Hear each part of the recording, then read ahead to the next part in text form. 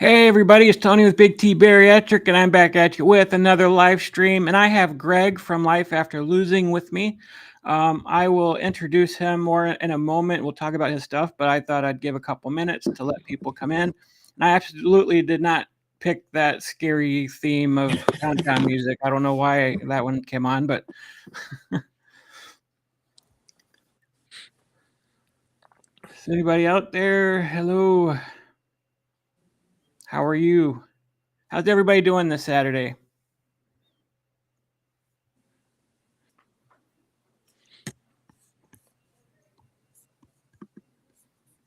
We got 5 people watching. I guess we can kick it off here a little bit. So this is Greg. Greg, how are you doing today? Hey, I'm good. How are you? Good, good. He says, I like the scary music. Yes. So, it might get scary depending on what we're talking about. Who knows? Yeah. Weight loss is scary to some people. Just ask any of the fat activists. You say fat loss or weight loss or diet, and they start shivering. Yeah, I could go off on a tangent for sure. There'll be plenty of time for that. So, Greg, tell us a little bit about your channel, what it's called, and kind of the type of content that you put out there. Yeah, so it's called Life After Losing. It actually originally started off as Fat to Fit Gregory is what I started off as, but over time I didn't want the focus to be about me. I wanted it to be more about just bariatric surgery in general, and not just about my story. So it kind of changed into more of like I wanted it to be more motivational, just kind of talk about my experience with bariatric surgery, and then kind of the feelings that come after losing weight and the kind of the emotional roller coaster of it, and the good parts of it and the bad parts of it.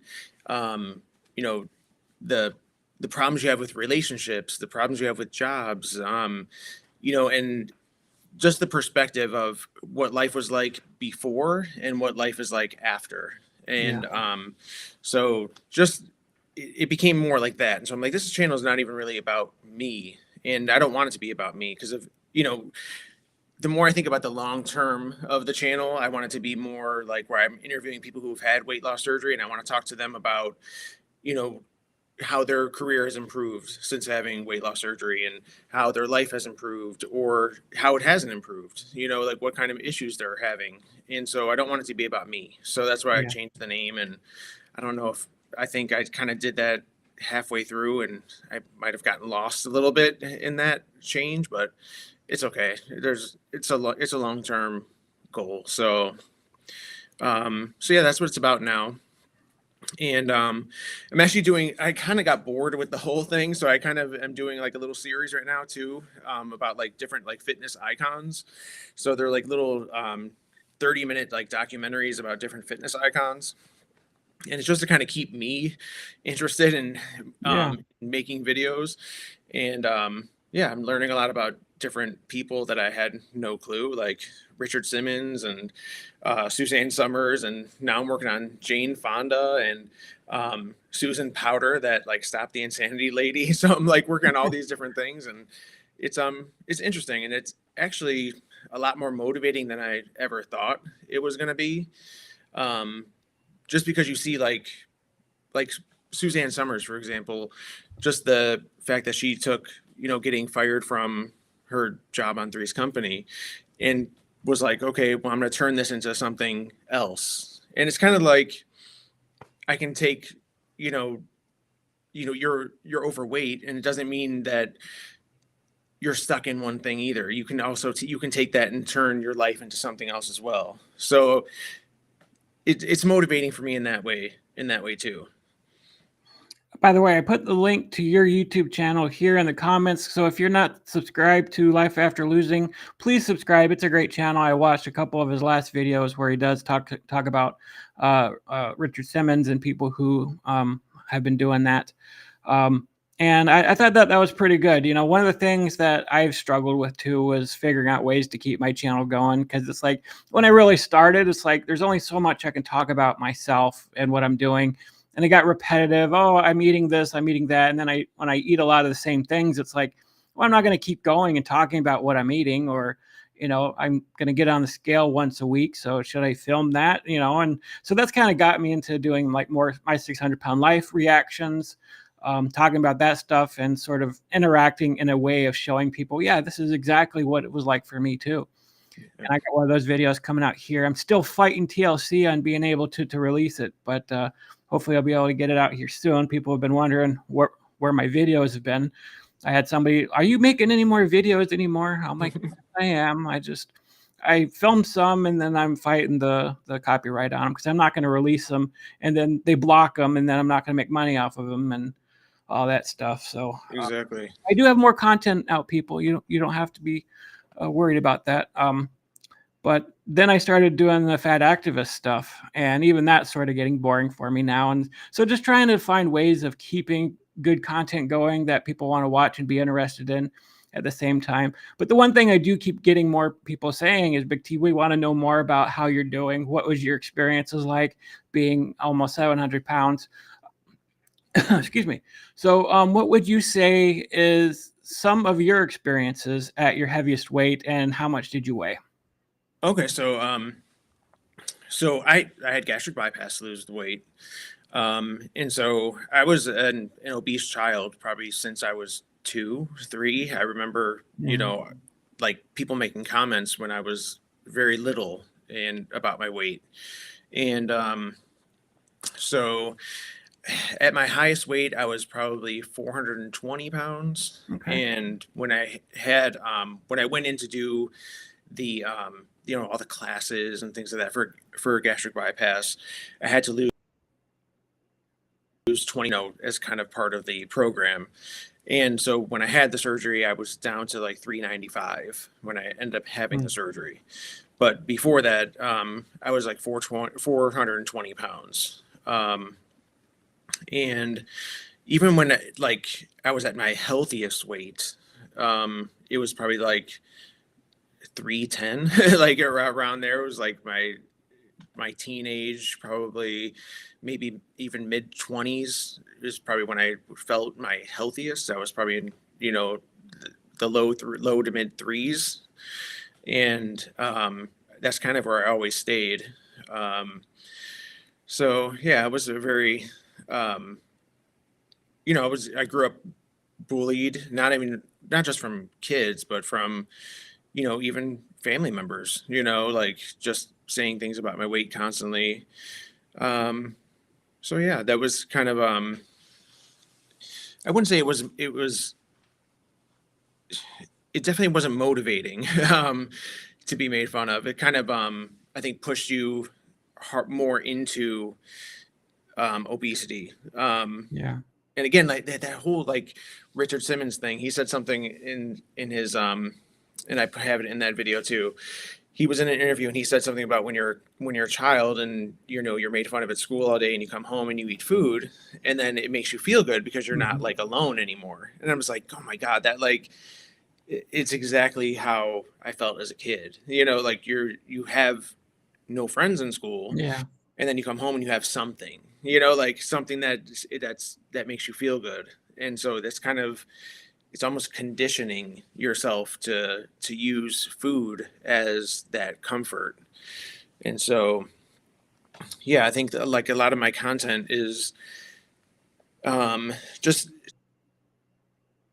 talking and just my experience with life after that and Yeah. how trying not to not to have those feelings anymore. So is that what you would think is your driver to gain weight? Is you just sort of associated food with good feelings because you were being bullied, or was there other deeper stuff going on too?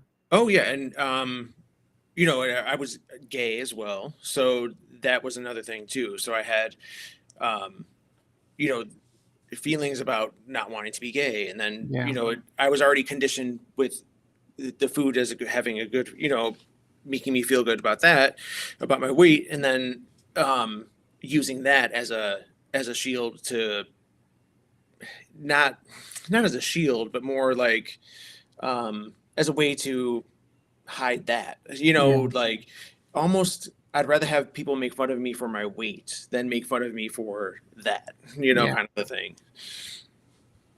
Yeah, it's kids are absolutely terrible. Um, just like this comment, bullying is the worst. Um, I actually had a different experience. I wasn't bullied because one of the things that I learned, and maybe even learned too as a fat kid, is to be funny. And so when you're being funny and joking around, and for me, when we went out to recess, I would intentionally run into the basketball poles, the basketball hoops. I'd run into the poles and fall over and had everybody laughing and stitches and stuff. And just hurt myself intentionally just to make people laugh so that they wouldn't bully me for my weight. And, a lot of my childhood, I didn't understand why I was bigger than everybody else. But now afterwards, I saw myself and the patterns that I took on, such as, for example, I would say, wow, my sister eats just as much food as I am. How come I'm big and she's not? And so I had that excuse growing up. And then now I could look back and think, wow, I didn't just finish my plate, which had more food on it than anybody else's in the family. But whatever my sister didn't eat, I would beg her for her plate. And then I'd go back if there was, seconds or thirds or anything. So, did you have a moment in your childhood where maybe you were in denial about some of your eating behaviors? Oh yeah, always. And it's funny because I have a brother too, and we're very similar in so many ways. Like we look alike, we kind of sound similar, and we're built like very similar. And so he's like a little bit less than 2 years younger than me, and he was thin growing up, so I would think the same thing. Like, we live in the same house, we eat the same things, but, you know, Mhm. yeah, we would eat the same thing at dinner time, but I would always go back and have something else, like, and have a snack or have whatever, and eat something after school that maybe he wasn't eating.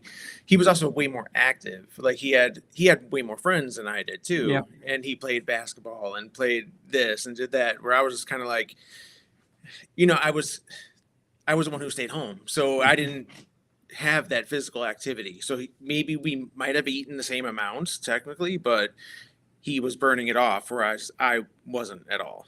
So, Yeah, that was definitely me too. Like she was always out with her friends, and I would hide up in my room and spend a lot of my time up there. When I was in high school, I remember one summer where I was very active. I was playing in the pool. I was wrestling around, playing football. I'd ride my bike to my friend's house a mile or two down the road, and we'd do wrestling on a trampoline there. And I remember just before school started, after that summer, I had gained like 60 pounds and I couldn't figure it out. And that really fueled a lot of my excuses for, hey, I'm being active. What's going on? But, just also thinking back, like I remember coming home and there being a thing of KFC gravy and just drinking the gravy because I was so hungry and there was no other food.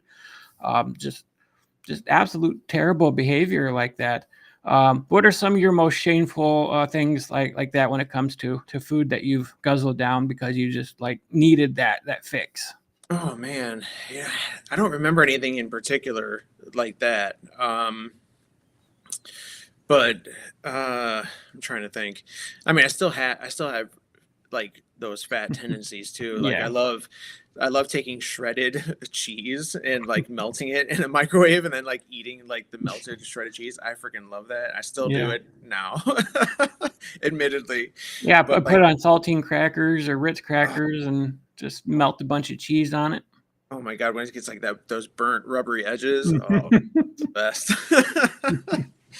It's like one of my favorite things.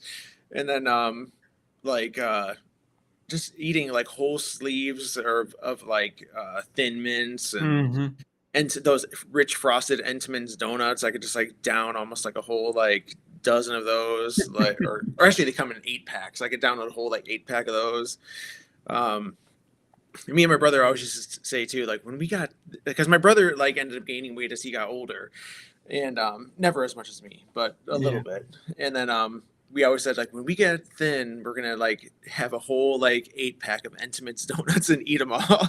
And I never I still haven't done it yet, but I've always like even at my thinnest weight, I've always said I still have like 15 pounds to go, and I still have 15 pounds to go. So thankfully, I don't think I'll ever get to that weight where I can eat a whole, pack of Entenmann's donuts. So Yeah.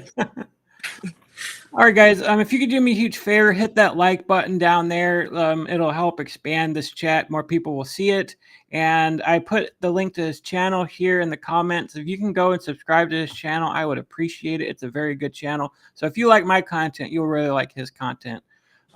And how many subscribers do you have now? oh God, I don't even know, like less than 900. Less than 900. Yeah. Let's help push this guy over 1,000 if you can. Even if you're watching this later on, go look up Life After Losing, and I'll try to put a link down in the comments once we're done with this chat too, and we'll go in there. So let's see. I'm 72 and I still remember middle school bullying. Sad thing is the bullies all ended up with tragic lives. Yeah. That's good. You won, right? Yeah, I mean, a lot of the times, they were just as miserable, but probably even more so in order to bully other people. They did that to give themselves some sort of power, and so they probably went through a lot of the worst things that that we weren't. I mean, we were going through some terrible things, but yeah, and I was lucky. Like I had childhood wise, I was lucky. I had like good parents, and I wasn't abused. I wasn't, there wasn't anything like that. So my horrible experience was in school. And, I had, of course you had family members that talk shit, but it wasn't my immediate family. Yeah. So my immediate family was good. So I know that there was a lot of bullies out there who, their immediate family was the issue. So, you kind of almost have empathy for them too. As I get older, I did, but not when I was a kid. At them. Yeah. When I gave up my 2-pack-a-day cigarette habit, I started food binging, and gained 65 pounds in 8 months. One day, I ate so much Taco Bell and Burger King, I vomited in my car. That was embarrassing. Yeah, well, that was definitely a moment there. It's good to see you, Steph, by the way. She's one of my first subscribers. So that kind of brings a good question. What point did you get to when you had, and I talk about on my channel a lot, the rock bottom moment when you're like, I can't do this anymore. I need surgery. And I often talk about surgery being a last resort effort when you just cannot do it on your own. You struggled, and you're so miserable being fat. You're done with it. Like you don't want nothing to do with it. So what was your sort of rock bottom moment, and what are some of the steps that you kind of started to take? Yeah. So, it's funny because I ended up having bypass surgery when I was 38, and so Me too. probably what's that? Yeah, I was 38 too, and I had it. 32, yeah. So I'm like 40, almost 46 now, but yeah, I am probably 5 years before that. I actually went to the initial classes, now, or maybe even might have been before that. Might have been 8 years ago. 8 years before that, I took the classes. Yeah, actually, that's right. I was 30 when I originally took the classes to have gastric bypass. And I was like, no, I'm not going to do it. I can do it on my own. Even though I've tried it, probably 50 times, on my own before then. I was always trying ever since I was a kid. I was always trying to lose weight.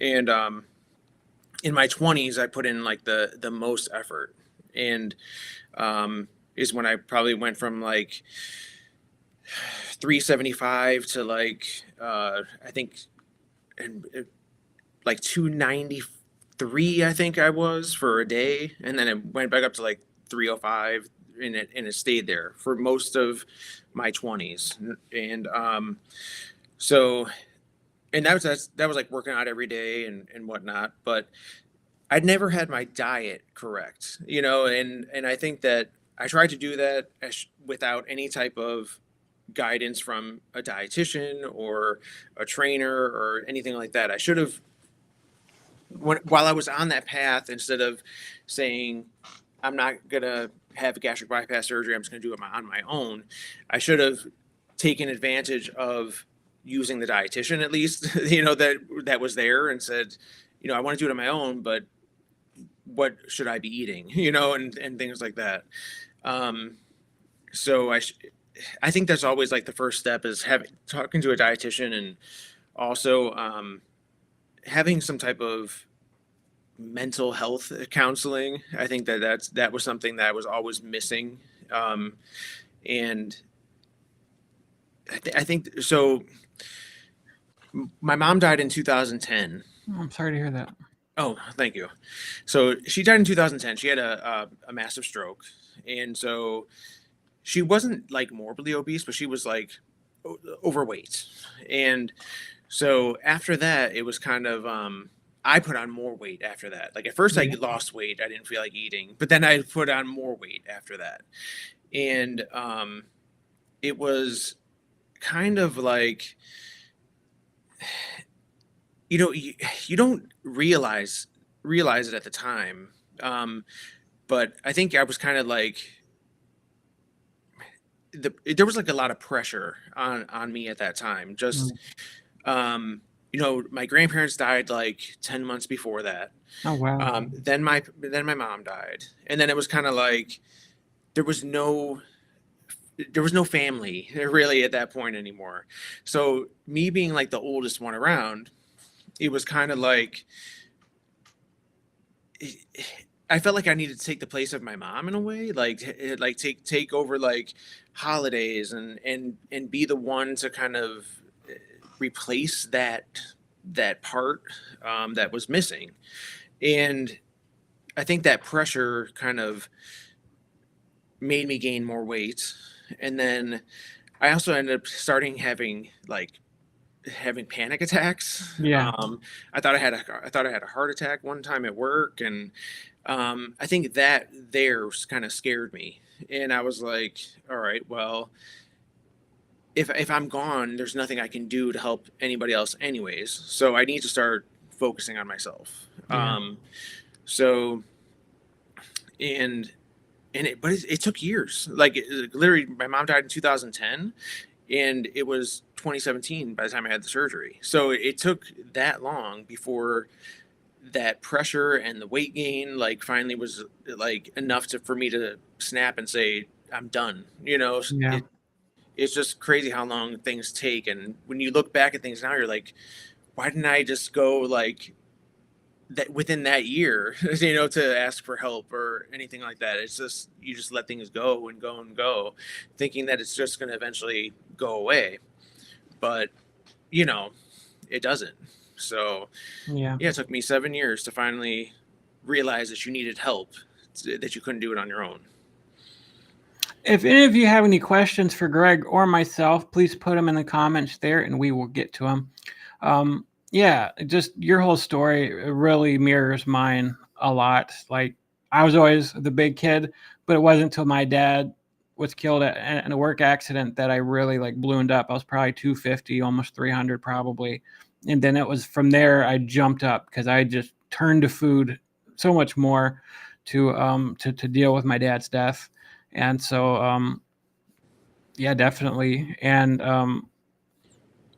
when I was at my heaviest, I had people in my family who were encouraging me to get the weight loss surgery, and I was scared of it. I didn't want to do it, and I also understand that pressure, because when my dad died, I'm the only brother to three sisters, Yeah. and people were looking at me like, "You're going to take his place now," and I'm like, I'm still a young guy. I don't I don't even know what I'm going to do for the rest of my life, much less step in and be a dad to my sisters or Right. take care of things. And we also lost the house because that's my dad was paying for that, and the mortgage was in his name. So I almost became homeless as a result of that, and just like so much tragedy happened as a result of that. And even my family, like, we used to get together every Christmas and have a Christmas party, and we haven't done that since he died, and that was in 2006.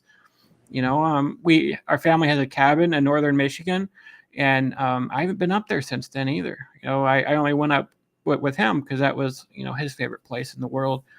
Mine too. I just haven't been able to go up there. So it's weird to see how just a death like that in the family really puts a lot of pressure on those, and just how that pressure can lead us to doing the worst things for our health, just to try to cope. Um, did you ever get into anything to help cope other than food? Was there drug use or anything like that, or was food pretty much? No, it was always food. Thankfully, I never got into drugs or drinking or anything like that. Um, like even now, I mean, God, I could probably count on my hand on both, well, maybe both hands, how many times I've tried pot. Yeah, But drinking is never anything that I mean, I even now I'll social drink. But it's not yeah, something that I enjoy. Like I'll have a drink and then, but it's not something that I crave or enjoy. Um, yeah. Especially after surgery, they tell us not to. yeah, and I've had good experiences drinking after surgery, and I've had bad experiences, and it's probably 50-50. And the sad part is you don't know what day it's gonna be. Like Yeah, I've had experiences where I've had a couple drinks and I've been completely fine, and I've had experiences where I've had one and it was like a blackout. So it I just try not to do it at all unless I know that there's zero chance of me, having to drive or do anything or be embarrassed in front of anybody. So, so that makes it very limited, when I'll be able to even do it. So, yeah. So, when you were going through that whole process, what was it like going through that process and getting that date when you were finally going to get surgery? Were you nervous, terrified, excited, all in one? um, I was actually kind of excited. I was excited.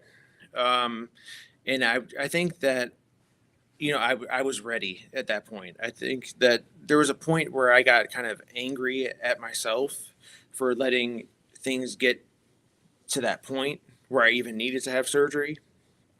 So I was like, and you probably feel the same way too. Like it's embarrassing that you Yeah, needed to have weight loss surgery. Like, why couldn't you do it on your own? Like because you hear so many people who are like, um, you can do it. You can do it on your own. Like it's the easy way out, and that's all I've heard. yeah, Like from the time I told anyone, that's like what you hear from people. hmm, And I think that after having it and having it for 7 years, I could definitely say that it's definitely not easy. no, It has been, um, and I say the first 90 pounds that I lost was probably easier than 90 pounds I've lost before. hmm, Um, but after that, the 100 pounds after that was hard, and maintaining it is very hard too. But yeah, I was excited, and I was excited because I felt like it was finally like my chance to feel normal yeah, and to be normal.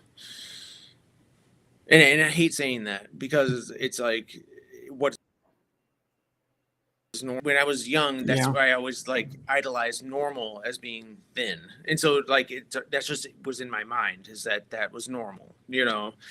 Being the only yeah. like morbidly obese person in the family too. That's definitely like you felt abnormal. So Yeah, I never understood that. Like, if you're trying to do what you can to lose weight, whether it's using Ozempic, whether it's getting surgery, like if you're in that desperate of a state and they know you're miserable, like why is there such a pushback again from people who say, "Oh, you're taking the easy way out"? It's like, don't you think we've tried every other way? Like right, we just one day woke up and oh, I'm gonna get surgery today. It's like how many diets, how many years have I failed dieting? And yeah, I didn't realize it was a mental thing at first. If I did, maybe I would have been able to be more successful at it, get some counseling first. But it was through that whole process. There was nothing easy about that process yep, because you do get the therapy, you do see a dietitian, you do have to lose weight on your own for a while before you even get approved for surgery. Your insurance has a bunch of requirements, yep, so they try to make it the safest process possible, and you have to get all kinds of scans and make sure you're healthy enough for it and you can survive it. And there's a lot that goes into the weight loss surgery. Why do you think a lot of people act like it's, oh, we're taking the easy way out, and like it's something to shame us about? I think that, well, if it's coming from other obese people, I think it's a lot of it is a jealousy thing. Like maybe their Yeah. insurance doesn't cover it. I think a lot of insurances don't cover the surgery or won't cover the surgery, and I think that they might be frustrated with the fact that they can't get it. I was lucky that my employer, like, I've been working at the same employer for, it's been like 16 years now, but so I could have had the surgery 10 years before I even had it done. But you know I I didn't because I was thought I could do it myself. Yeah. But it was I was at that time, 15 years ago, 16 years ago, it was even more rare that an employer would cover that type Hmm. of procedure. It was considered cosmetic. It wasn't considered, that it was a disease or you were Yeah. unhealthy. It was all cosmetic. And so I was lucky that they, offered that. I think it's that, and I think it's a lot of it is fear. I think a lot of it is people are afraid that you're going to be different. Like you're not only going to look different, but you're going to be different. And so the Yeah. person that they knew is not going to be the same. And the truth is, you are different after. And I think that a lot of it is because you, like, for me, I grew up hiding. Like I was always hiding. Like I have a hard time finding before pictures of myself because I was Yeah. never in a photo. Same. Like I No would, before pictures and if I anywhere. I was in a have photo, one. it was like this. Yep. Like I would be hiding behind everybody in the back. Like it was never a full body shot. Like I have a very hard time finding photos of myself, unless somebody randomly took a photo that I didn't know or something. And like you just grow up hiding, and once you start losing the weight, you start getting more confident. You start figuring out who you are, and some people have a hard time with that. Like Yeah. they don't like that you're finding out who you are because they're still hiding, and I think that's part of the problem and why people try to say negative things about it. Yeah. We have a couple comments here from Steph. Greg, are there any foods that you keep off limits because they're problematic and might cause a slip? Oh yeah. There's things that I wouldn't say that they're going to cause me to slip, but like cake for some reason like will make me want to vomit. Like for some reason the it makes my heart race. It almost feels like I want to have a panic attack if I eat Yeah. cake. Also, fried foods make me sick.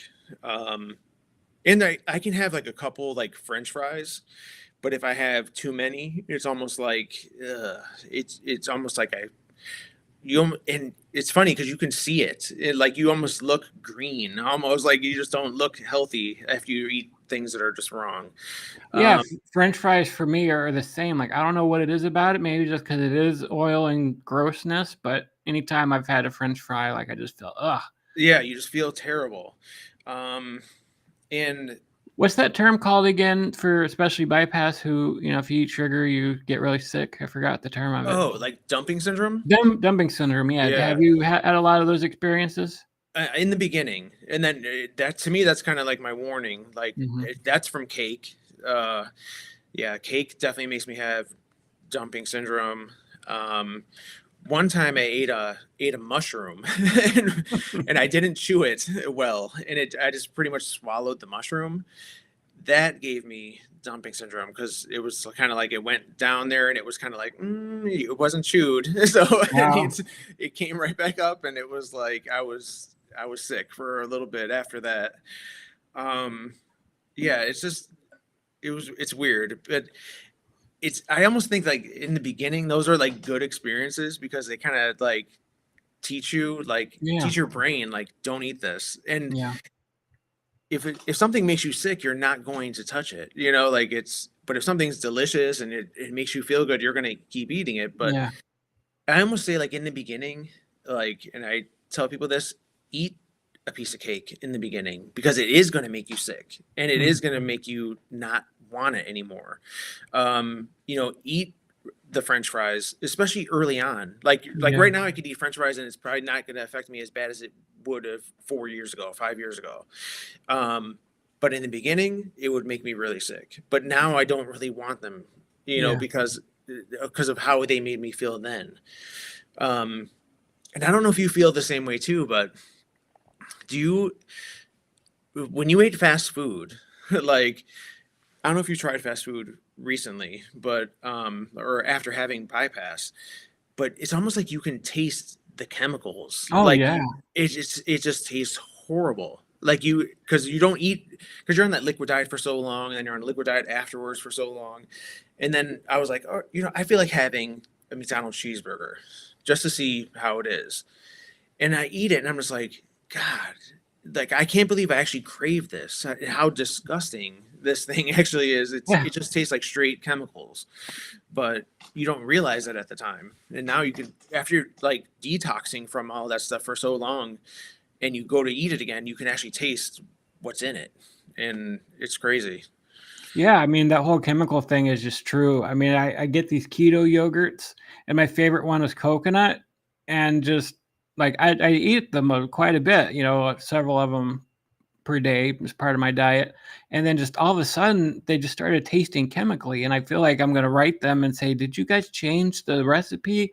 Or am I just now hyper attuned to the, taste of chemicals, fast food and stuff as just some foods just went like gross for me, and I don't understand why. Like one of the things my dietitian wanted me to eat too was like the Dan and Light and Fit yogurts.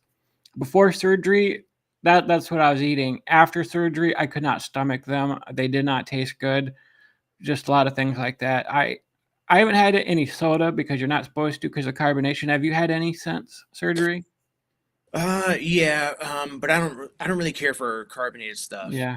I will drink it, but it's rare, and like if I get a glass at a restaurant or something, sometimes I won't even drink the whole glass. It makes you feel like gassy, like, and yeah, I'm not. I wouldn't say that I don't drink it, but it's rare. Like that I Yeah. drink any carbonated drinks. Yeah, and because of that, it does make me feel gassy, and it also makes you like feel like, I don't know, like, uh not that you're full, but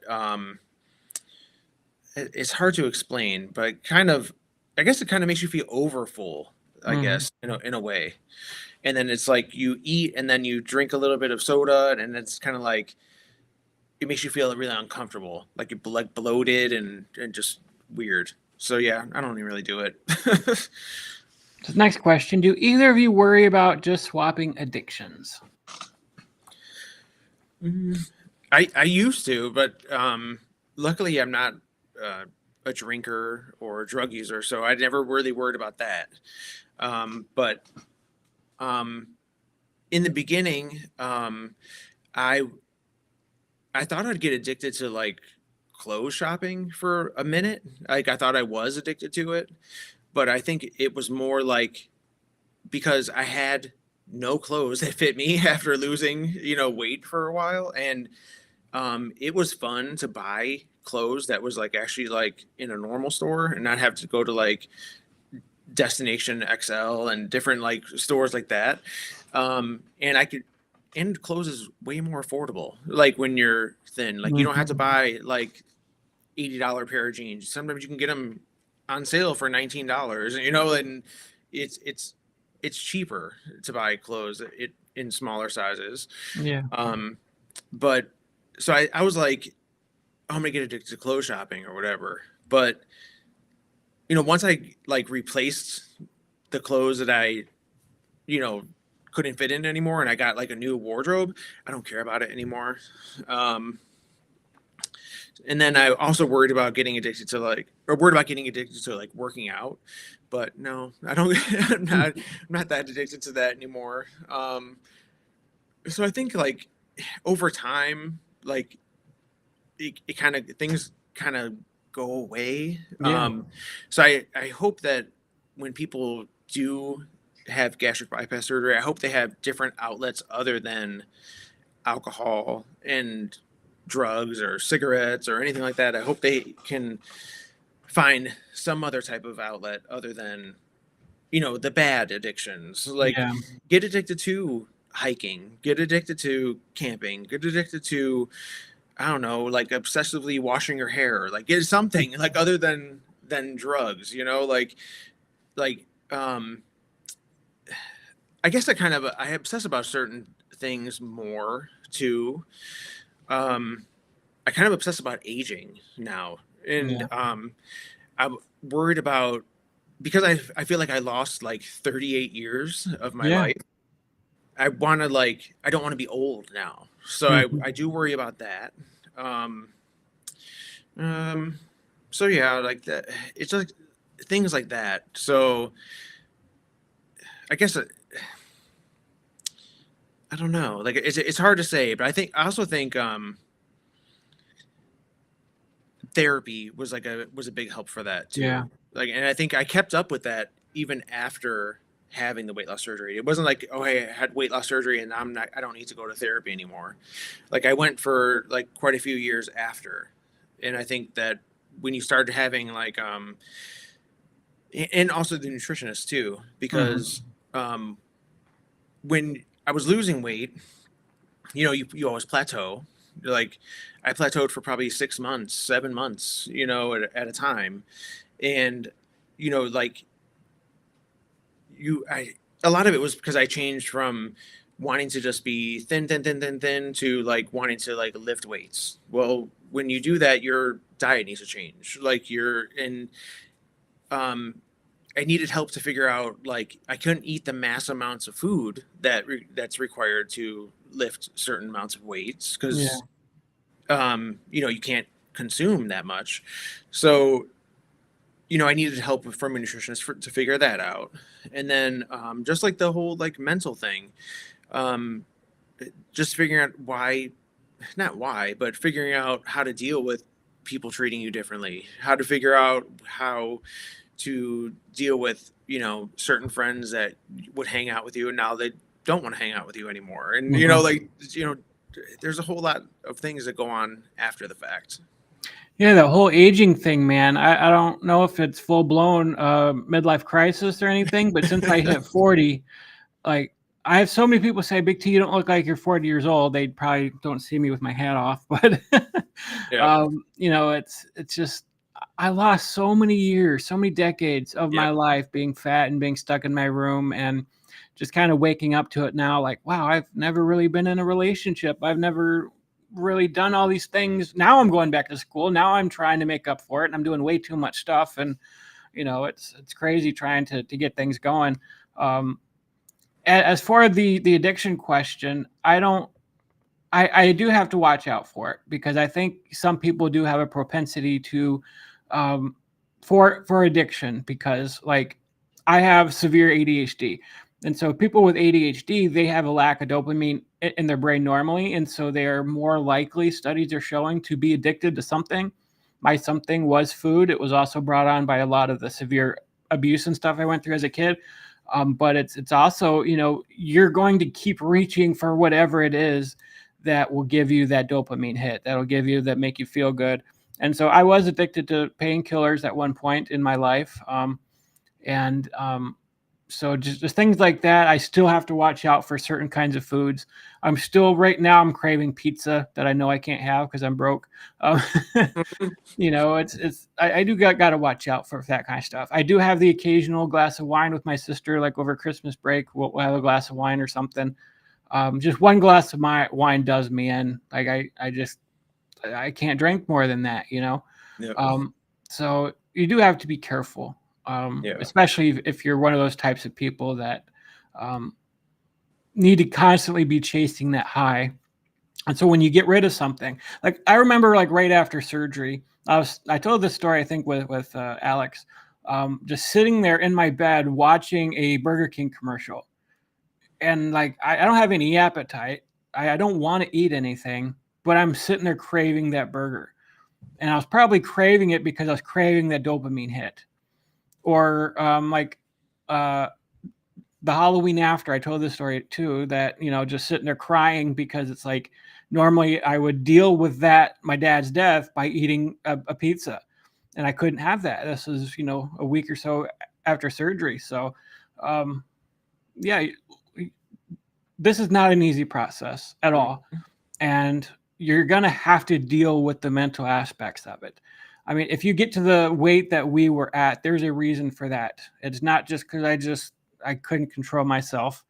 I mean, that's part of it, but there's something driving that. There's something that, you're chasing after that. Um, if you try to stop chasing after that, you're going to try to chase after something else. Yep. And so if you're lucky enough, I don't want to use the word luck because I don't think luck has anything to do with it, but if you're able to overcome that through therapy and get to a healthier frame of mind, that's going to be so much better for you. You're not going to want to or need to chase after anything when you're done with that. Yeah, and I also want to like say too, like therapy doesn't necessarily have to require going to like an actual therapist. Like you're a religious person, it could be going to church, and it just, I think talking to someone, and that will, that you can talk to freely and that will give you good advice back in return is the most important thing. It doesn't have to be like a licensed therapist. You just need somebody that you can talk to that's going to give you good advice. Because I think keeping those things in is what, first of all, it makes you go back to food, and it could not only just food, but it can make you go to other things too. Like you need to let those emotions out and talk to somebody about it. Yeah, I've actually had people suggest that to me, that maybe I could start some sort of an accountability thing where, like a paid subscription type thing that, I could really help encourage other people to new station alert has arrived. to keep going, to, if they need that boost, some sort of somebody to talk to, especially now that I'm going to school for ministry and stuff like that, it'll definitely be part of my program to counsel with people and stuff like that. So yeah, it's very important to have somebody to talk to, because a lot of the times we surround ourselves with enablers. Yes. And the people who don't give into our crap when we're constantly chasing that high, that they often either stop talking to us or we push them away, and we bring in close the people who are going to give us what we want. So it is important to talk to the people outside of that, the outside of the enablers, and just really open up and say, I'm struggling with this. Can you help hold me to account? Can you help me not to eat the crap? Let's go to a restaurant, but help order for me, and, keep me accountable for my actions and stuff like that. So that's why I have to tell people, if you're trying to lose weight, have an accountability partner, have somebody who's going to be on the journey with you, not another fat person, right? Because it's so easy to talk yourselves into, yeah, we did good this week, we can go cheat. And then before you know it, you're both off the wagon, so it's good to really have somebody who, is going to take part in the journey with you and really keep you going. Yeah, and I say that too, like even when it comes to like going to the gym, like I always say, like I see a lot of people going to the gym, especially in the beginning of the year, and they want to go with a friend, and usually the friends are usually two like overweight people, that's not a good idea, like, and I think that usually what happens is one person stops going, Yep. and then the other person stops going. I think when you're going to the gym, that commitment needs to be to yourself and with yourself. You have to commit to yourself to going to that gym every day by yourself, and that's how you're going to start going every day. It needs to become a habit for you, not a habit where it's going to be codependent on your friend going, because what's going to happen is their kid's going to get sick. They're not going to be able to go. Something's going to happen in their life. They're not going to be able to go. You can't rely on somebody else's life to make your life, it only has to be you. And that's the same thing. Like if it's one, like go to the gym, but rely on a trainer that's there. Rely on somebody that is healthy Yeah. who's going to motivate you to keep coming. Like, don't rely on the fat friend to keep you on track with your diet. It's not gonna work. Have you ever watched Breaking Bad? Oh, I love that show. Yeah, I Yes. love it. It's like when Jesse and his friends go to rehab, but what are they doing? They're more inclined to sell drugs to all the other drug addicts there, or Exactly. you can't go somewhere with another addict just like you, Yep. because you both have that same craving, and it's going to be so easy to talk each other into give me a hit, or whatever it is that you're addicted to. So now that you have lost this weight, how is your life now compared to when you were at your heaviest? Is it like 110% better? What are some things you're able to do now that you weren't able to do then? Oh man, like pretty much anything. Like, on my when I was 40, the first time I was ever on a roller coaster was when I was 40 years old. So that was like now 6 years ago almost now. So that was the first time I was ever on a roller coaster. It was 6 years ago. And so think just something like that. I was like, Mm. I remember getting on the roller coaster and I was just laughing the whole time. But then afterwards, I was like, I'm too old for this. Like my neck hurt. Like this is like, I wish I would have did this that 20 years ago. Yeah. I just was too big for the roller coasters, like back then. But you know, it's nice to know that I can do it. But sometimes I'm just like, I'm too old to do certain things now. I'll break easily now. Um, but I think that the best part is just having. The best part is knowing you can do things, um, even though you might not necessarily do them. It's hard to explain. Like it's weird. Like I don't want to. There isn't necessarily anything that I want to do that I haven't done. I would say like my job is not my job. My life is very simple. Like I just go to work every day and come home. Like I'm not a thrill seeker or an adventure seeker.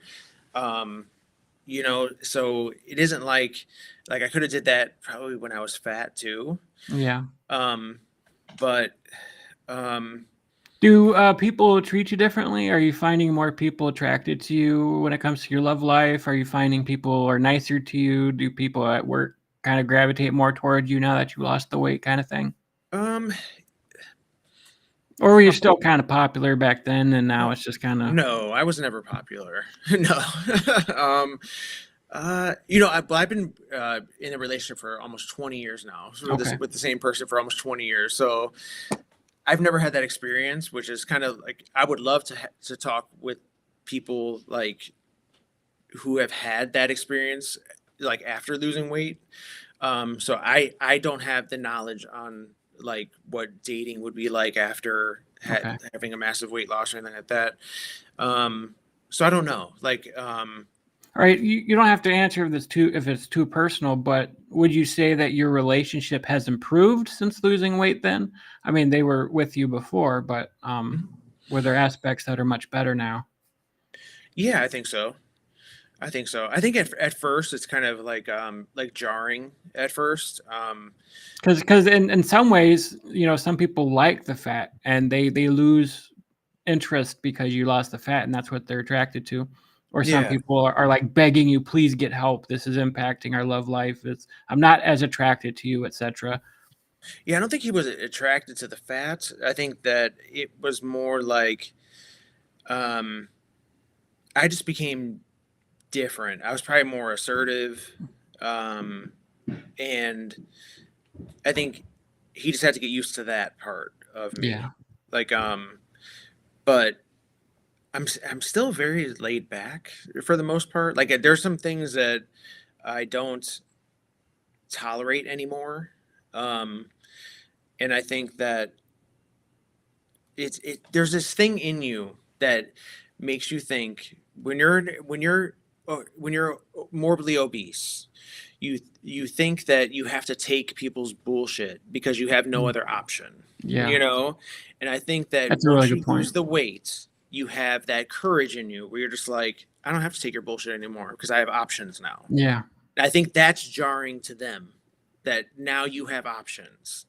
Well, that's empowering, like I think that having that power is what that's fearful for them, is that you have that power now.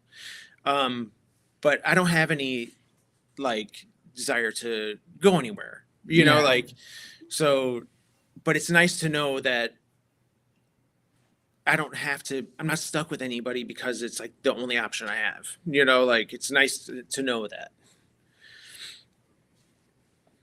What's the best way to approach a friend or family member when they're overeating? Ooh. That's always tough. I think honesty is always the best policy. And I think you have to have a conversation with them, but you have to make sure you're having a conversation with them that's definitely just a one-on-one conversation. You don't want to just call them out like at the family holiday, like in front of anybody. But you have to do everything with love and with respect. I remember my grandmother talking to me when I was young, and it did resonate with me. And that was when I was in my 20s, and I did put in the effort to lose as much weight as possible. And it was more like she came with it as she saw so much more potential in me than what I saw in me. And that if only I put in more efforts, that other people would see the potential as well. You know what I mean? Like it was like that kind of a conversation. And I think that is what resonated with me. And then I think if you come at people like that, that's what will make people change. You can't tell people, oh, you're fat, you need to take it, stop putting that in your mouth, you're never going to get skinny, or it can't be like that. It has to be more like something that's it's something deep inside of them that's broken, and that like you said, that food is not the problem. It's something that's deeper. That's the problem. And you have to reach that deeper part then to fix it. Yeah, I would absolutely agree with that. Anytime anybody's tried to talk to me about it before, it never went well. So, I mean, you as a person should be prepared for it not going well. And in your heart, you're doing it for all the right reasons. Don't nitpick at them at every meal and, oh, should you really be eating that type of attitude in front of everybody or whatever? Like, don't do that to them. Wait until later on when you're one-on-one with them, and just come at it with your heart. Like, hey, you're really gaining weight and it's noticeable. And is there something wrong that you're overeating? Is there something you need to talk about? Something you need to work out? And just sort of get into the health of it. Like, I noticed that you're breathing heavier when you do normal things. Like, you're doing damage to yourself. And so again, it's not going to go well, most likely, depending on the person you're talking to and how close you are to them. They're going to think that you're judging them. And, if they have an addiction to food, it's going to be like trying to take cocaine from somebody who's addicted. Like, I remember a time when I was younger, my younger sister didn't want my mom to smoke. And so like she tried to keep cigarettes from her, and my mom threw a huge fit. Like, it's not going to go well when you try to take somebody who's addicted and take that thing away from them. But at the same time, the best you can do is talk to them about it, warn them about what they're doing to themselves. But at the end of the day, if they don't want to change, they're not going to change. And so sometimes you're going to have to let people harm themselves to the point of it's going to become very bad for them, and they harm themselves doing that. And people are going to have to change, like I just said, but they have to hit that rock bottom moment when things are really bad for them to want to change. So you can try to wake them up. You could try to show them My 600-Pound Life, or just show them the outcome of what's going to happen if they keep gaining weight, keep overeating. and hopefully that does change their mind. And that's what a lot of my channel tries to do, is just try to warn people, especially the fat activists who think they're invincible because they're younger, nothing bad's going to happen to them. I'm like, hey, I had that same attitude. I thought nothing was ever going to happen to me, and now I regret wasting the years that I wasted, and just being in tremendous amount of pain. Even now, after losing 250 pounds, I'm still in a tremendous amount of pain, all that stuff. So there are consequences for what she's doing, he or she's doing, and you're gonna have to talk to him or her about that. But again, you yourself need to be prepared that it's not going to go well, and it's going to be a consistent conversation to have. Again, don't nitpick, don't make fun, all that stuff that only drive them closer to the food and away from you. But just be prepared, it's not going to go well. For sure. Hey guys, so glad to have caught this. Really enjoying both of your takes on things. Thanks, Amy. Just got another question. Does Greg have problem with excess skin? I did. I actually had skin removal surgery. Okay. And when did I have that done? 2021. And I went to Tijuana, and I had it done there. I have a video on that too. Made a video on my experience in having plastic surgery in Mexico. I'll probably go back and watch it, but that's something that I'm not looking forward to, because I think it's going to be extremely painful. Was it painful? Yeah, I'm trying to remember. It was. It's fun. I forget about it, but it was also, again, like, I was to that point where I was kind of like, it needs to go, like, and no matter what, it has to happen. So no matter what happens, it's going to happen. So, and I've always been that type of person. Like, I mean, I don't have any kids. I don't have any type of thing to like worry about in that regard. So I'm kind of like, when I had gastric bypass surgery, I'm kind of like, if I die, I die. If I don't, I don't. And same thing with skin removal. I'm kind of like, whatever. Like, if it happens, it happens. If it doesn't, it doesn't. Like, but either way, I'm not living the way I want to live this way. So it needs to be done either way. Was the skin removal more painful than the bariatric surgery? Oh, yes. Yeah, a lot more painful. And so I had chest lift. It was done like under the armpits. And then I had a 360 lift, lipo, like everywhere. And then what else? The worst part was the muscle repair on the abdominal muscles. And then when they suck the fat out, they'd give you like a BBL too. So I had a butt.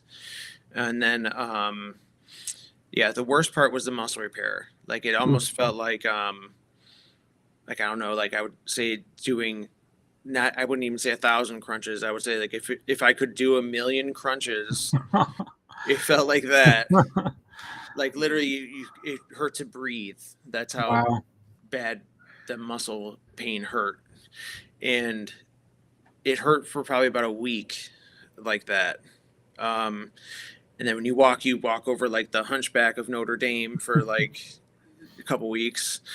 But the skin removal part, like, the scar itself, that didn't hurt. Like, the cut didn't hurt. What hurt is like I don't know if I want to describe this, but are you okay with gross at all? Yeah, or? I mean, okay. Yeah, we have to tell the story.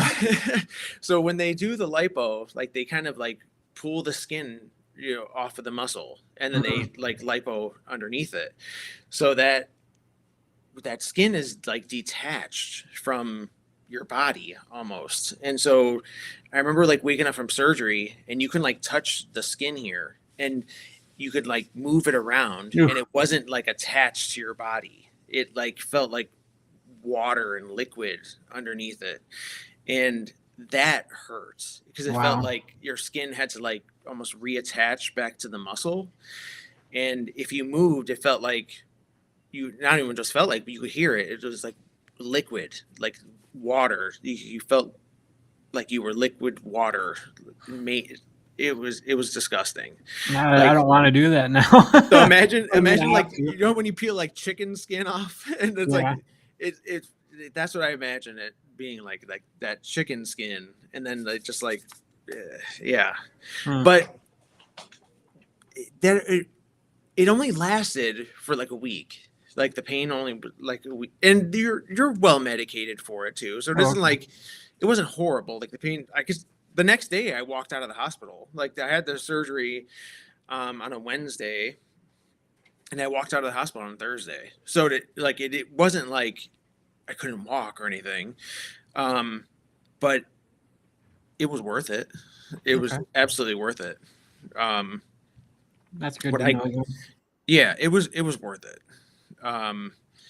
But it was definitely an odd experience, like for sure. So, do you have any other thoughts or questions or anything?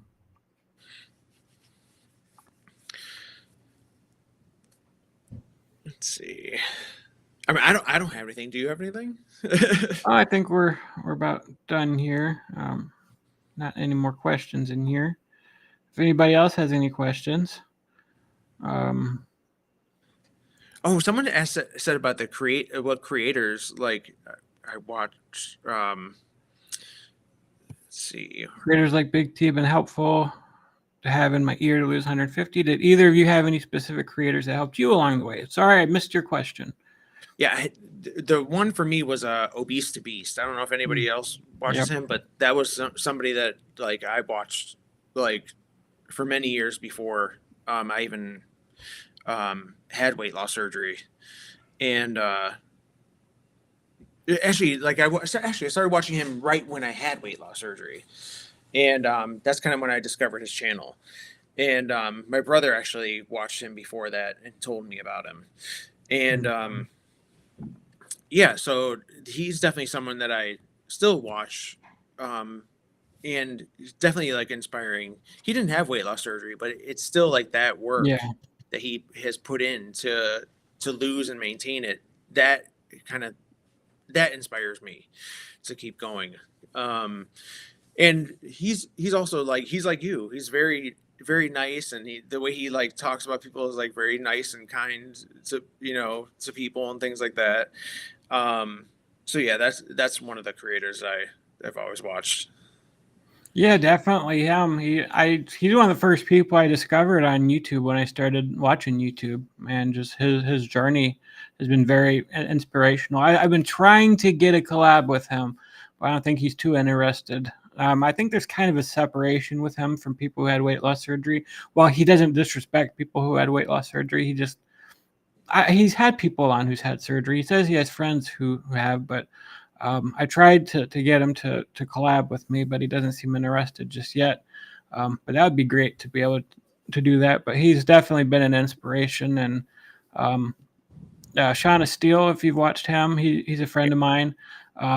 I was just emailing with him yesterday about stuff, trying to ask questions about YouTube. And he was one of the first people that I found just before surgery. I was looking at people who had weight loss surgery and just to see what the process was, because I was terrified. I just wanted to know how bad I'd feel, if I was at risk of dying, and all that stuff. And so he actually made a video for me. If you go back to any of his earlier videos, he made one for me, just kind of outlining stuff that he went through and what it was like. And so he was definitely an inspiration for me as well. And now I wish I was growing as fast as he is. Right.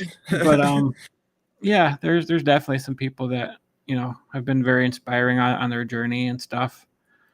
Let's see if there's any other. Yeah, sometimes I wish like I know that a lot of people's channels grew like crazy during the pandemic, and sometimes I wish like I would have opened like the channel during like in 2020, because I know like even like Instagram and YouTube and stuff kind of like dropped off. Yeah. Like it is what it is. Like I would say like I didn't really do it to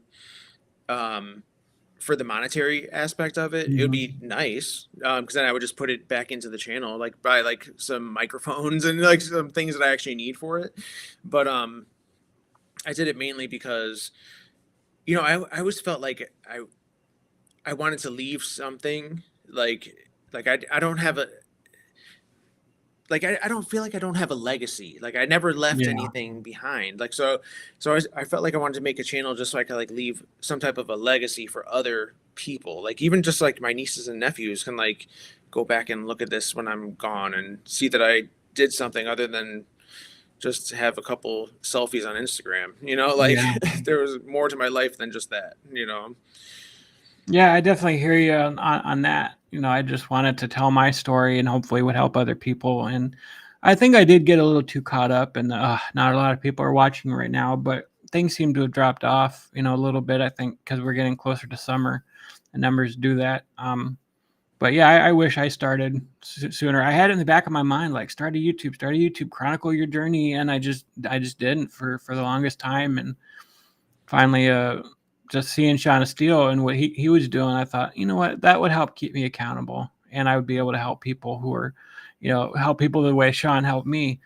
And so that was I'm glad I did it, and it's just trying to find content to keep up with and talk about and keep people interested. And isn't it crazy how like you see like when you watch old stuff how much you have improved? Like yeah, like when you watch the old stuff, you're just like, oh god, like I should delete that. Like and then I mean, whatever. It is I what mean, it is.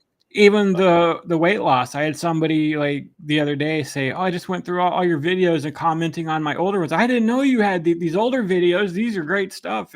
But just the quality was terrible, and I was much Terrible. bigger, and it's crazy to go back and watch those old videos. And I remember my first video sitting there.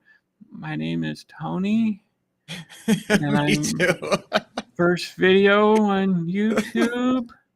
I did the same Like thing. very quiet, very And I'd be looking off to the side for some reason. yeah. And then like I'd have that, and then I tried to like I was watching all these like people like how to make your YouTube videos better, and they'd be like, okay, you need to upload in like the best quality. So I'm like, so I had like a horrible phone, so I would take my videos I would record them in 720p, and then I would try to like I don't know like whatever like up them to like 1080 Yeah. and up them to 4K, and then it would make me look like plastic. I looked horrible, and I would still upload them, and I'd be like, whatever, it doesn't matter. Like, at least it says 4K when I upload it. It says 4K on the thing, but it wasn't. It was terrible, but Yeah. whatever. I actually had people who told me, when you first started this channel, you were so nice and calm and telling people about your journey. But once you started going after my 600-pound life and, going after the fat activist, you became a bully and mean. Like, I don't know what happened. You're just like Boogie and other people who, got an attitude. And I'm like, I'm the same person. I didn't know what I was doing. I'm not a bully though. I'm a very honest person. I tell it how it is. I'm trying to warn people about the dangers. I just was very, very shy. I'm still very, very shy because Yeah. there's much more of a humor to me that doesn't come out in my videos yet. And so people are trying to, people I know and personally, even Sean is saying, you just need to relax a little bit and let the real you come out, and not care about what everybody else is going to think. And he told me the other day, he said, I still have people who subscribe to me and think I'm great, and then I make a joke they don't like, and then they make a comment about it, or I get a few people who unsubscribe and whatever. And I'm like, yeah, you just can't get into that mindset where it's like, I can't offend anybody. I have to be straight edge. I have to be quiet, and I have to. No, that's not what people are interested in. You're always going to offend somebody, though. You're always going to upset somebody, no matter what you do, what you say. You just got to be yourself. People are interested in personalities and journeys and stories, and so that's kind of how I'm tweaking my YouTube channel now. Is just trying to tell stories, let more of myself come out in the videos, and not be so just caught up talking about the same thing over and over again. But with that being said, I'm glad that I had you on, and you're a nice guy, and I love your channel so far. The videos that I've seen. Anything coming up that that you're going to be doing and working on? Yeah, so I'm doing that whole series about like different fitness icons. So I'm working on Jane Fonda and working on who's the other one? Susan Powder. I'm working on those two now, but I'm also doing some of my old stuff too. So I'll be having a couple of those videos coming out as well. So yeah, there's a bunch of different things coming, but I'm trying to do it not. I used to try to be obsessed about doing it every Friday, like having something, but to me, like the quality started like not being good. Like Yeah. sometimes I can't do them weekly. Sometimes it has to be every other week. Sometimes it has to be every 3 weeks. It just depends on how busy I get during the week. Mm-hmm. And I want the like the documentaries. I want them to be done like respectfully, and I think that if I rush through them, it's not done in a way that I like. Yeah.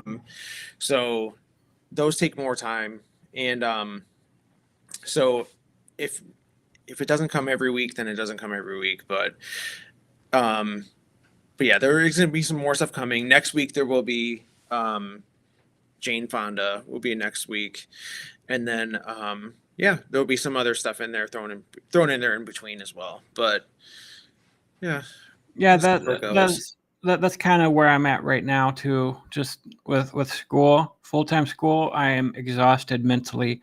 Yes. And there's so many days I'm like, oh yeah, I got a good idea, I'm gonna make a video, and then just by the afternoon I'm like, I'm just so tired, my brain is fried, I don't feel like talking about anything. And so it's been tough for me to make videos lately, even though I absolutely need to, because it's been, I don't know, it's been a while since I put the last video out. So I'm glad to be able to do these live streams, because it saves me hours of editing time. And I'm still tired, but you know, that's life. You know, I'm going to have to pick up a schedule, because I say that the best thing for YouTube is consistency. You know, if you put out a video, it has to be same day, same time, every day. Even if it's once every couple weeks or once a month, it's got to be that same consistency, because that's what the algorithm likes. And so I've been inconsistent for months now, and that probably is a lot of why my numbers have gone down. But you know, it is what it is. Real life gets in the way, and but yeah. Yeah, exactly. But you know, like I don't know, sometimes I'm like the quality of it is more important to me. Yeah. Like you know, I just want it to be done in a way like I said, if I'm going to do it for not necessarily for the subscribers, but for like a legacy type of thing, like where I'm going to be proud of that my nieces and nephews look at something like that 20 years from now. I want it to be done right, like the way I'd be proud of it 20 years from now. So exactly. Yep. All right, Greg, I appreciate you coming on the channel. And everybody watching, go to Life After Losing. I will put a link in the description after we get off air here. And yeah, it was really good talking to you. I hope to have you on again soon. Yes, absolutely. Thank you for having me. No problem. All right, everybody, we are off, and we will see you next time with Big T Bariatric. And if you are interested in coming on and talking about your story, send me an email at bigtbariatric@gmail.com, or you can look for me on Instagram, bigtbariatric84 on Instagram. And I will see you guys next time. Talk to you later.